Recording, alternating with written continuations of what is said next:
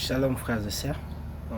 Ce matin, en lisant le psaume 18, Dieu m'a inspiré quelque chose dont j'ai voulu partager avec nous ce matin. Dans le psaume 18, à partir du verset 17, voilà ce que dit la parole du Seigneur dans la version parole vivante. Alors, du haut du ciel, il étendit la main et me saisit. Il m'arracha du danger qui m'est submergé.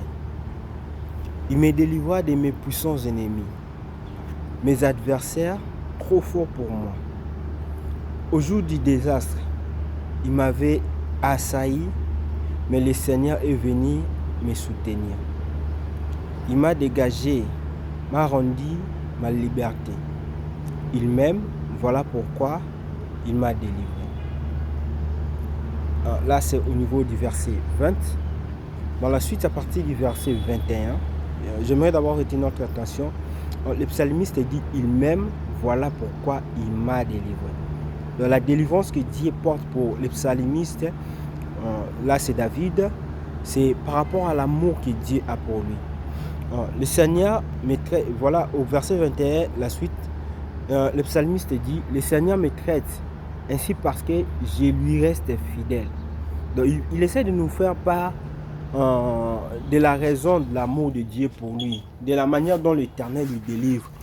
Et parmi les raisons, il dit, le Seigneur me traite ainsi parce que je lui reste fidèle. Il me récompense d'avoir toujours agi honnêtement. J'observe les recommandations du Seigneur. Je ne me rends coupable envers mon Dieu.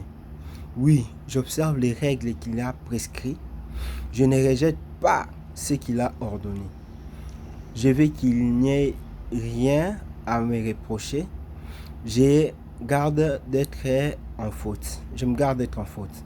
Alors le Seigneur m'a récompensé de lui être resté fidèle et d'avoir fait ce qu'il jugeait honnête. Ce que l'Esprit de Dieu m'a fait comprendre ce matin est que le Seigneur nous sauve. Oui. On a l'habitude d'écrire à l'Éternel, Éternel, sauve-moi, sauve-moi, Éternel, agis en ma faveur, voilà mes ennemis m'environnent, voilà je suis combattu de tous côtés. Mais ce que j'ai pu constater en lisant les psaumes 18 à partir du verset 17 jusqu'au verset 25, et particulièrement le verset 20, d'où le psalmiste parle, il m'aime, voilà pourquoi il m'a sauvé. Donc, il essaie de dire, ce n'est pas parce que je suis spécial, ce n'est pas seulement parce que j'ai invoqué l'Éternel, mais c'est d'abord par son amour. C'est d'abord à cause de son amour que je suis sauvé. C'est ainsi que le psalmiste nous parle de l'amour de Dieu. Mais si on lit à partir du verset 21 jusqu'au verset 25, on va constater que le psalmiste était quelqu'un de droit. Là, c'est David, pendant qu'il était encore combattu par Saoul, pendant qu'il n'avait pas encore tué Uri, et il nous démontre que l'amour que Dieu porte pour lui, c'est pas seulement à cause de l'amour de Dieu, oui, c'est pas seulement parce qu'il sert l'Éternel, mais c'est à cause de sa droiture, à cause de son honnêteté, à cause de sa capacité à observer les règles de Dieu.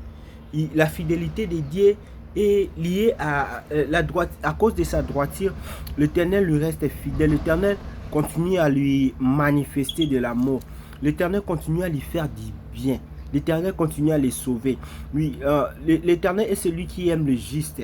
Il est celui qui garde les justes. Il est celui qui récompense les justes. L'Éternel est celui qui fait du bien à l'homme intègre. Voilà pourquoi il pouvait dire à Abraham, marche devant ma face et sois intègre. L'Éternel veut des gens intègres. Oui, dans l'intégrité, quand on crie à lui, quand on l'invoque, il agit. Mais quand tu es dans la méchanceté, quand tu es dans les faussetés, tu peux beau crier à l'Éternel. Oui, toi chrétien qui te livre au vol, tu peux beau crier à l'Éternel. Il ne fera rien, il n'agira pas. Il n'est pas celui qui prend plaisir aux auteurs, il n'est pas celui qui prend plaisir aux malhonnêtes, il n'est pas celui qui prend plaisir aux voleurs, non. L'Éternel s'attend à des gens repentis, à des gens convertis, à des gens circoncis. à des gens qui ne courent pas derrière les mondes, mais qui courent derrière l'Éternel, qui les cherchent à chaque reprise. Quand vous lisez les versets qui suivent jusqu'à la fin, vous verrez, le psalmiste était quelqu'un qui s'attachait à Dieu. Alors, ce matin, j'aimerais nous inviter à nous attacher à l'Éternel, à marcher selon ses prescriptions, à marcher selon sa volonté, à rester ferme dans notre marche, à ne pas marcher selon le monde, mais à marcher selon ce que l'Éternel nous a dit. Et dans nos moments de détresse, lorsqu'on criera à lui, l'Éternel nous exaucera. Je prie que l'Éternel nous fasse grâce de marcher dans l'intégrité. Je prie qu'on soit des modèles, que quand les gens diront non, celui-là est un chrétien. Quand les gens verront, diront non, celui-là est un chrétien. Marchons droit, restons fermes, tenons jusqu'au bout. De manière que même le monde ne nous reproche rien. Un peu comme Samuel, quand il établit les rois, il dit, je ne vous ai été reprochable. S'il y a quelqu'un qui se dit que je lui ai fait quelque chose, ou je volais quelque chose, ou moi et ma famille nous avons fait quelque chose de mal, puis se prononcer, il n'y avait personne pour reprocher à Samuel, parce que Samuel a marché dans l'intégrité. Tenons ferme, marchons droit, restons intègres, de manière à plaire à l'Éternel.